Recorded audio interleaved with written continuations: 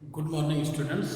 आज हम चर्चा करेंगे ठीक जुवेनाइल जस्टिस के लास्ट के कुछ बचे हुए टॉपिक्स के बारे में। ठीक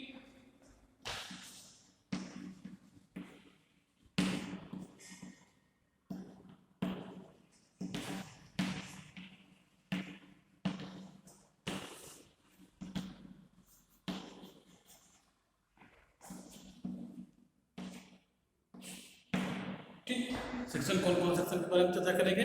कल हमने सेक्शन 41 को अच्छे से समझ लिया था, एडॉप्टेशन यानी जब बच्चे के केयर और जब जुवेनाइल जस्टिस के अंतर्गत जब बच्चे को कोई गोद दे रहा होगा, दत्तक दे रहा होगा, एडॉप्शन कर रहा होगा, तो ऐसी कौन कौन सी परिस्थितियाँ रखी जाएंगी, कौन कौन से कंडीशन रखी जाएंगी, ये चीज़ें हमने चर्चा कर ली थी।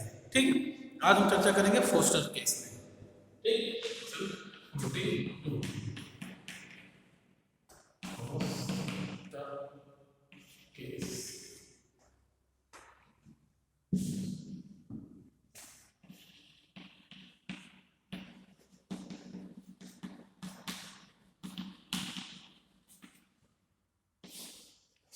ठीक, अब इसके बारे में हम समझते हैं। सेक्शन 42 में क्या क्या चीज़ें बताई गई हैं, हम उन चीज़ों को देखते हैं। सबसे पहले क्या बताया गया है, फोस्टर केस में भी यूज इज टेम्परेरी प्लेसमेंट। ठीक, जब कभी बच्चों का टेम्परेरी प्लेसमेंट किया जाता है। ठीक, फोस्टर केयर कब किया जाएगा, जब टेम्परेरी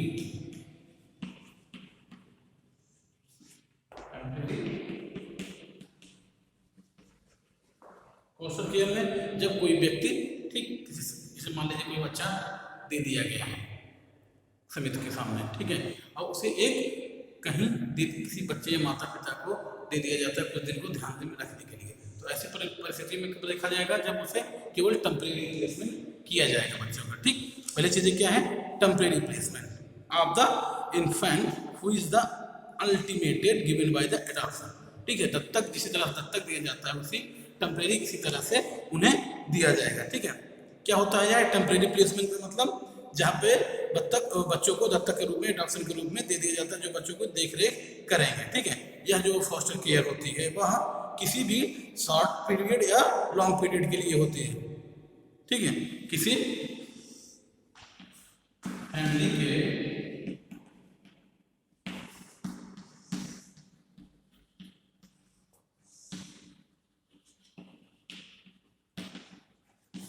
ठीक फैमिली के शॉर्ट पीरियड और लॉन्ग पीरियड दोनों पीरियड के लिए बच्चों को रख सकता है कुछ यार ये, लेकिन होता है टेम्परेरी प्लेसमेंट से बच्चों को हटा लिया जाएगा। ऐसा नहीं कि बच्चों हमेशा वहीं पर बने रहेंगे, उन्हें बच्चों को हटा लिया जाएगा।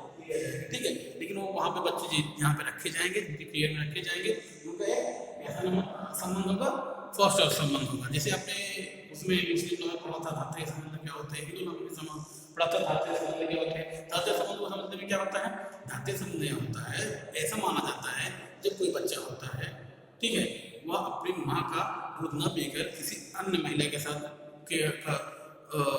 दूध पीता है। ठीक है, तो ऐसे में उस माता का उस बच्चे का क्या होता है, धात्रीय संबंध हो जाता है। तो ऐसे ऐसा ही माना जाएगा जब कोई बच्चा छोटा है जहाँ पर उसको ऐसी जरूरतें हैं, तो वहाँ पर बच्चों को दिया जाएगा, एक एडॉप्शन के रूप में माना जाएगा। लेकिन ऐसे भी हो सकता है, कुछ दिन के लिए हो सकता है, या कुछ महीनों या एक आध 2 सालों के लिए हो सकता है। ठीक है, ऐसी परिस्थितियों में ये होगा। ठीक है, फिर जब वो उसका एक निश्चित हो जाएगा तो उसके लिए रिहेबिलिटेट किया जाएगा। ठीक, आगे समझते हैं। द फॉस्टर केयर चाइल्ड में भी place in other family short और एक्सटेंड पीरियड टाइम। ठीक है, वो शॉर्ट टाइम के लिए होगा, फिर लॉन्ग टाइम पीरियड के लिए से एक्सटेंड भी किया जा सकता है। ठीक है, फॉस्टर संबंध में। ठीक,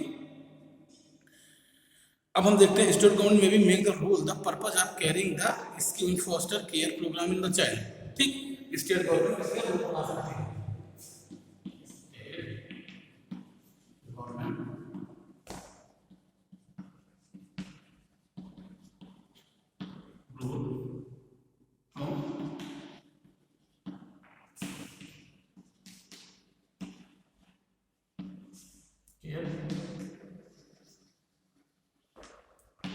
ठीक, फॉस्टर केयर प्रोग्राम के लिए क्या कर सकते हैं, केंद्र सरकार सॉरी राज्य सरकार इसके लिए कुछ नियम कानून जो चीजें हो सकती है उसकी बेहतरी के लिए वो बना सकती है। ठीक, ये हो गया फॉस्टर केयर के संबंध में। आगे समझते हैं।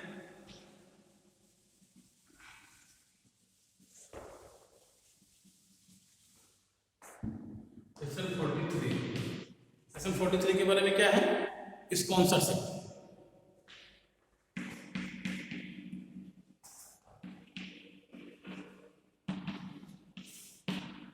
ठीक, स्पॉन्सरशिप का मतलब क्या होता है?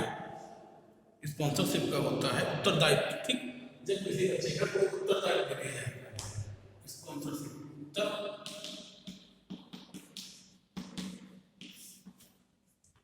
ठीक, उत्तरदायित्व का मतलब क्या होता है इसको हम समझते हैं। स्पॉन्सरशिप का मतलब क्या होता है?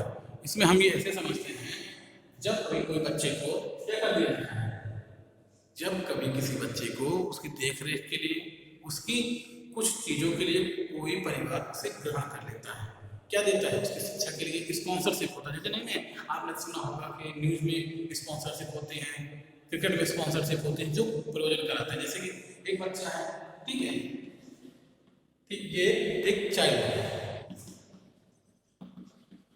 ठीक, ये एक चाइल्ड है, इसकी केयर के लिए, इसके प्रोटेक्शन के लिए, इसके खाने पीने रहने पढ़ाई के जो भी नेसेसरी, जो क्या होती हैं, आवश्यक सब चीज़ें होती हैं, उसको पूरा करने के लिए एक फैमिली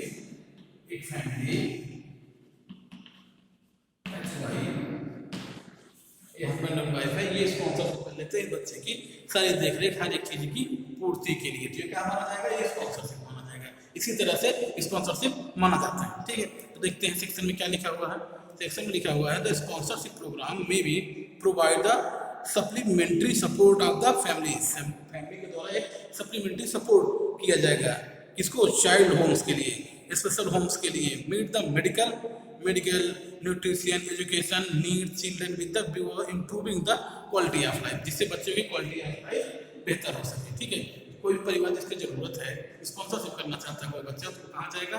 चिल्ड्रन होम में चला जाएगा, चिल्ड्रन होम्स में चला जाएगा स्पॉन्सर, फिर वहाँ पर कोई बच्चों को जाकर स्पॉन्सर करेगा, वहाँ पर उनकी देख रेख, केयर, प्रोटेक्शन, जो उनके जीवन को बेहतर बनाने की जो सुविधाएं हैं वो उनको प्रोवाइड करने की बातें करेगा, वो चीज़ को प्रोवाइड कराएगा। ठीक, ये हो गया स्पॉन्सरशिप। अब हम अगला देखते हैं, आफ्टर केयर ऑर्गेनाइजेशन। ठीक, क्या है आफ्टर केयर ऑर्गेनाइजेशन?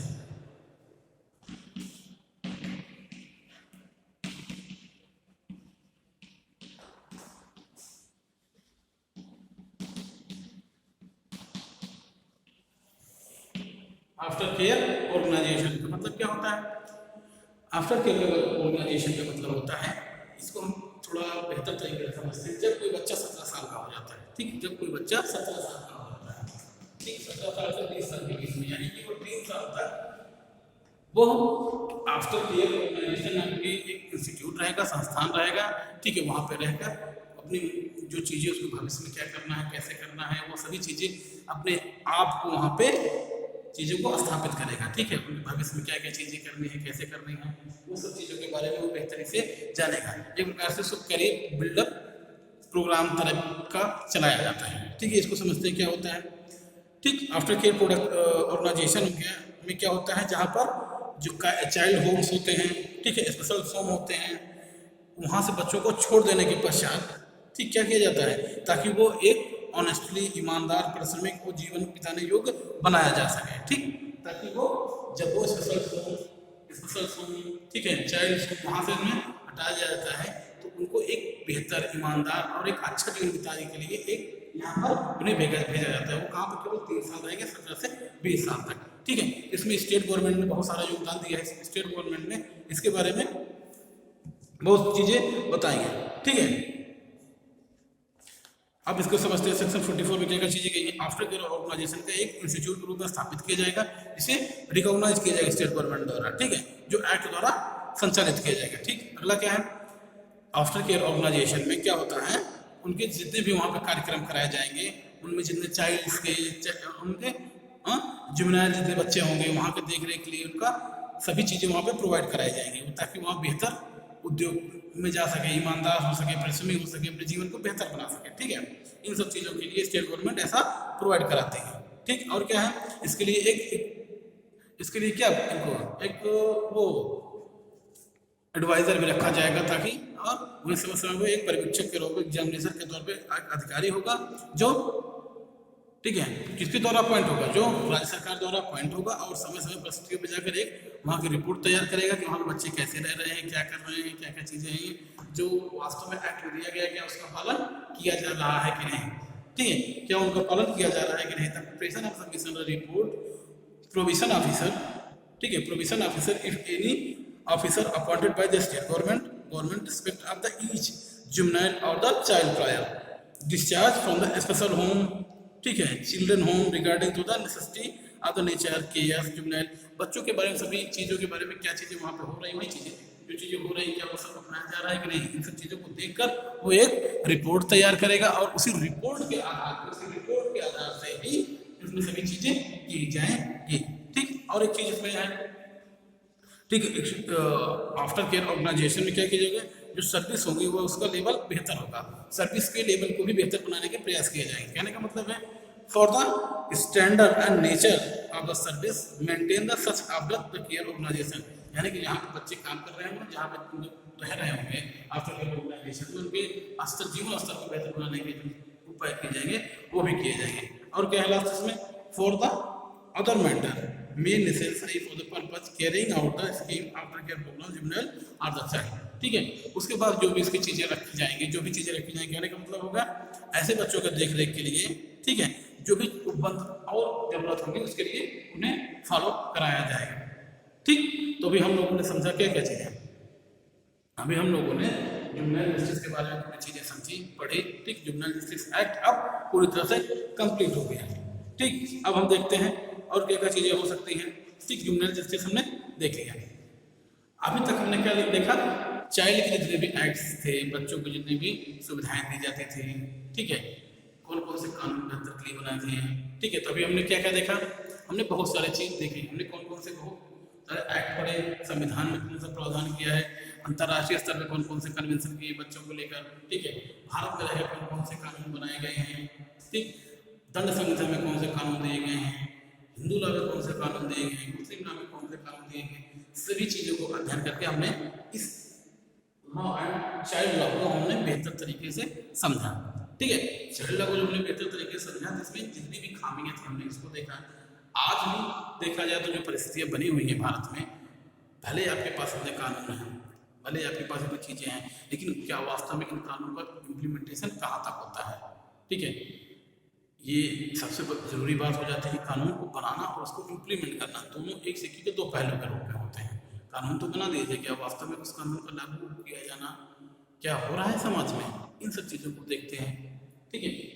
कानून को लागू करने के लिए एक जिम्मेदारी सरकार की भी होती है, दूसरी होती है खुद जो समाज में रह रहे हैं लोगों की भी जिम्मेदारी होती है, वो कानून को अपने जीवन दिनचर्या में डालें, अपने बच्चों की केयर करें, बच्चों की रिप्रोटेक्शन करवाएं, तमाम चीज़ें जो एक बेहतर भविष्य बनाया जा सकता है। जिससे कहने का मतलब यह है, बच्चे ही देश का भविष्य होते हैं, उन्हीं देश के भविष्य से ही उनका निर्माण किया जा सकता है, ठीक है। तो अभी हमने क्या क्या देखा, हमने कॉन्स्टिट्यूशन को भी पढ़ लिया है, इंटरनेशनल में कौन कौन से प्रावधान किए गए इसके संबंध में पढ़ लिया है, ठीक है।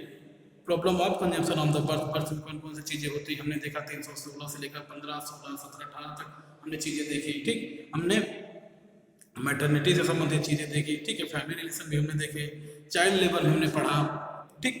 फिर हमने कंटेक्चुअल लाइबिलिटीज़ पढ़ी, फिर हमने टॉर्चुअस लाइबिलिटीज़ पढ़ी, ठीक है।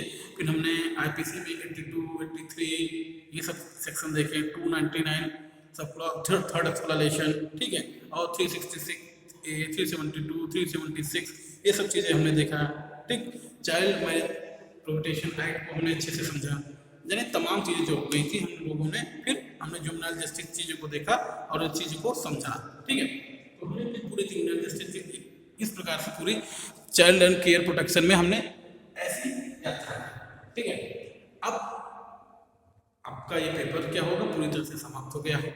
जो भी आपके लिए इसके इंपॉर्टेंट क्वेश्चन होंगे, हम अगली क्लास में क्या करेंगे, आपको एक इंपॉर्टेंट क्वेश्चन बताएंगे, कौन कौन से इंपॉर्टेंट क्वेश्चन हैं, कैसे कैसे उसे लिखा जाएगा, कौन कौन से इंपॉर्टेंट क्वेश्चन आ सकते हैं, इसके बारे में हम चर्चा करेंगे, ठीक है। तो आज तक हमारा क्या था, ये पूरी चैप्टर फिनिश होगा। हम आपसे यही उम्मीद करेंगे आप अच्छे से तैयारी करिए, एक एक सेक्शंस को, एक एक एक्ट को बेहतर तरीके से पढ़िए, समझिए। जहाँ आपको समस्या है आप कॉलेज में आके संपर्क करिए, ठीक है। आइए बात करिए जहाँ पे आपको प्रॉब्लम आती है।